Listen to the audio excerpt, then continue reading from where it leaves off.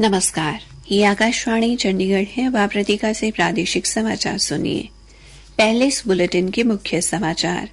प्रधानमंत्री नरेंद्र मोदी ने गुरु ग्रंथ साहिब के प्रकाश पर्व पर देशवासियों को बधाई दी और कहा कि श्री गुरु ग्रंथ साहिब की शिक्षाएं लाखों लोगों को दूसरों की सेवा के लिए प्रेरित करती हैं।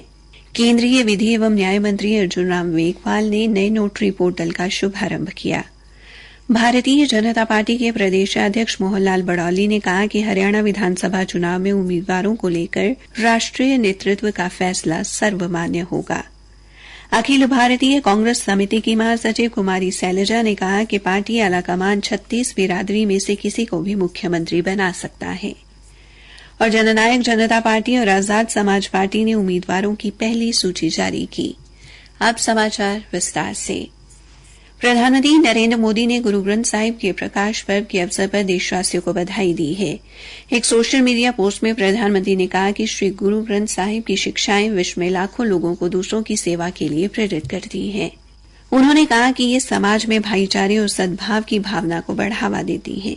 प्रधानमंत्री ने आशा व्यक्त की कि श्री गुरु ग्रंथ साहिब की शिक्षाएं दुनिया को बेहतर बनाने के प्रयासों में लोगों का मार्गदर्शन करती रहेंगी। केंद्रीय कानून एवं न्याय मंत्री अर्जुन राम मेघवाल ने नई दिल्ली में नए नोटरी पोर्टल का शुभारंभ किया। इस अवसर पर श्री मेघवाल ने डिजिटल इंडिया के लक्ष्य की दिशा में समर्पित नोटरी पोर्टल के शुभारंभ की सराहना की।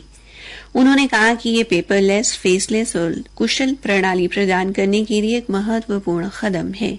श्री मेघवाल ने कहा कि ये पोर्टल उपयोगकर्ता के अनुकूल बनाया गया है, साथ ही इससे नोटरी और जनता को मदद मिलेगी।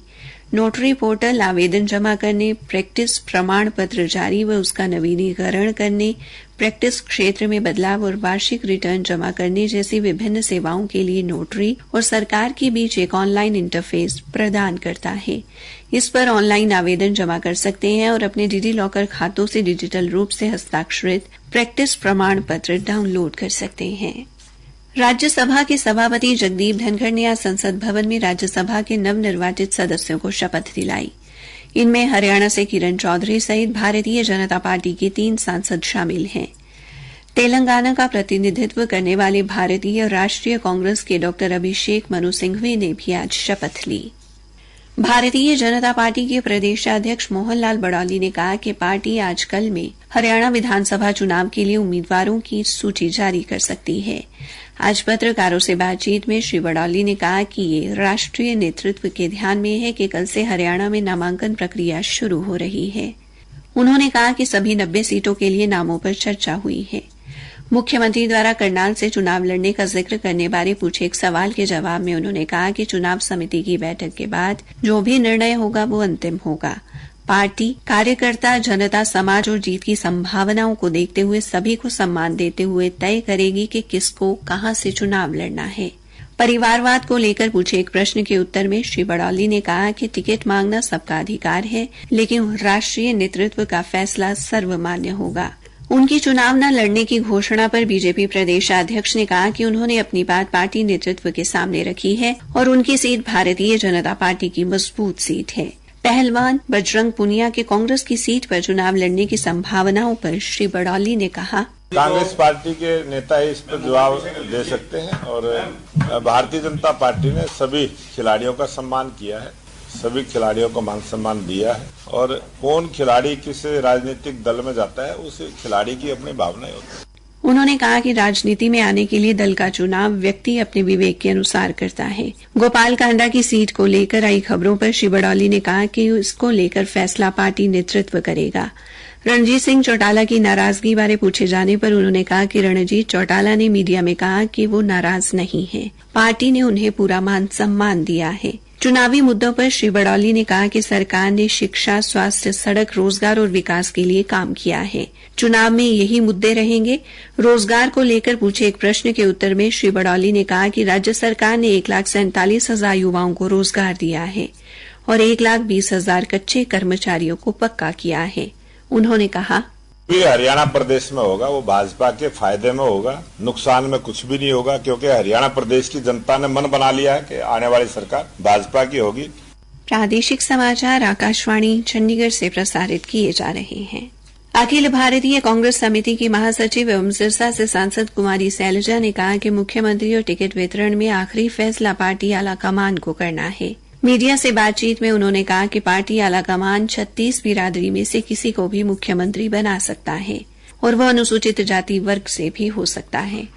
कुमारी सैलजा ने कहा कि उन्होंने विधानसभा चुनाव लड़ने की इच्छा जाहिर की है, लेकिन फैसला आलाकमान को करना है। उन्होंने कहा कि केंद्रीय चुनाव समिति सब बातों पर गौर कर रही है। राज्य की सभी 90 सीटों पर गहरे मंथन के बाद ही फैसला होगा। कुमारी सैलजा ने भारतीय जनता पार्टी पर कई हमले किए।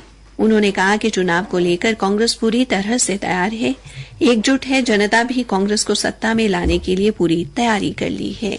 जननायक जनता पार्टी और आजाद समाज पार्टी गठबंधन ने आज उम्मीदवारों की प्रथम सूची जारी की। पहली सूची में 19 उम्मीदवारों का ऐलान किया गया है।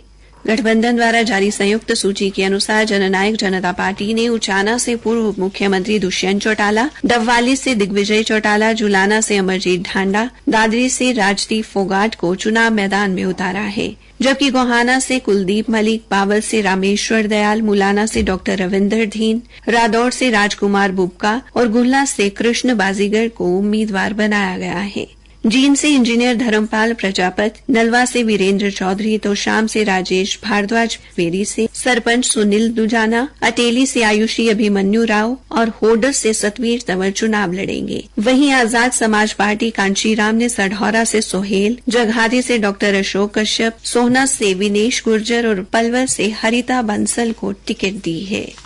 फरीदाबाद जिला प्रशासन ने चुनाव से पहले शराब तस्करी के खिलाफ बड़ी कार्रवाई की है।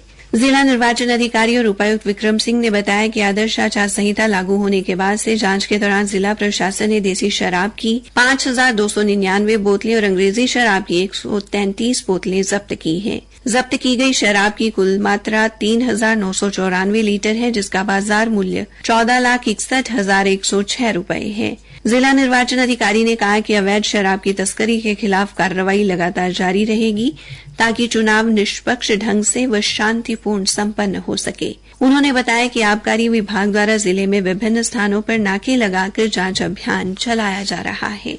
पंचकुला के रायपुर रानी खंड के गांव जासपुर ककराली के निकट एक ईंट भट्टों की दीवार गिरने से 3 मासूम बच्चों की मौत हो गई। हमारी संवाददाता ने बताया है कि भारी बारिश की वजह से दीवार गिरने से यह हादसा हुआ है। दीवार के नीचे दबे 4 बच्चों को पंचकुला के नागरिक अस्पताल लाया गया। 2 बच्चों की अस्पताल पहुंचने से पहले ही मृत्यु हो गई, जबकि एक की मौत प्राथमिक उपचार के दौरान हुई। बच्चों के शवों को रायपुर रानी के अस्पताल के शवगृह में रखवा दिया गया है।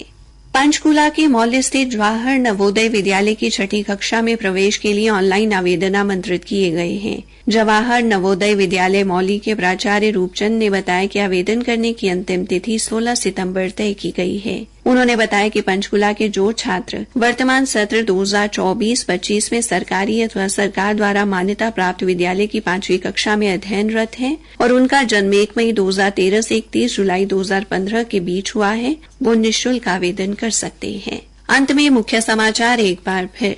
प्रधानमंत्री नरेंद्र मोदी ने गुरु ग्रंथ साहिब के प्रकाश पर्व पर देशवासियों को बधाई दी और कहा कि श्री गुरु ग्रंथ साहिब की शिक्षाएं लाखों लोगों को दूसरों की सेवा के लिए प्रेरित करती हैं।